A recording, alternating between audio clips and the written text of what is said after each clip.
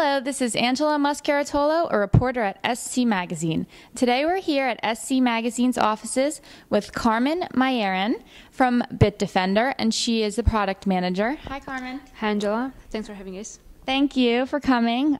So today we're going to be talking about BitDefender's mid-year report, and it encompasses spam, phishing, and malware trends from January to June. So we're here to ask Carmen some of the biggest threats. So Carmen, let's talk about malware first. What were the biggest threats in malware?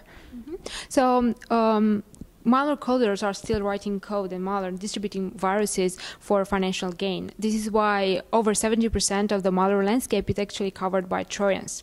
The most well-known threat this year was the worm, Dupe, also known as Conflicker, which was exploiting a vulnerability in the operating system, Windows operating system. Although Microsoft patched that vulnerability pretty soon in out-of-a-cycle patch, there are still a lot of operating systems that are not patched even today, and we have hundreds of computers that are getting infected every day. Oh, wow. Yeah, at its peak, Dupe infected like 11 million computers. This is why it's critical for users to have the operating system updated and security solution installed. So you said 100 every day? Yes. Oh. Computers that are not still patched with the latest patch from Microsoft, so they get infected. Wow. So are these mainly home computers or enterprise? Both of them. In an enterprise, it's much more difficult to deploy updates, and this is why it can take longer. For home users, it's up to the user in order to update their operating system. They have automatic updates, but most of the time they turn them off. So, right. Okay, so we're going to move on to phishing now. What are some of the biggest threats during the first half of the year for phishing? So during the report, we identified that 55,000 users fall victim every month due to phishing attacks, which target mostly financial institutions like Bank of America, PayPal, or eBay. However, we've also seen a sudden increase in Web 2.0 phishing attacks, which are targeting websites like Twitter, Facebook. The most well-known is the Twitter scam that was tricking users into providing personal information that could later on be used to get access to their online accounts. Wow. All right. So then let's move on to spam. What do we have there?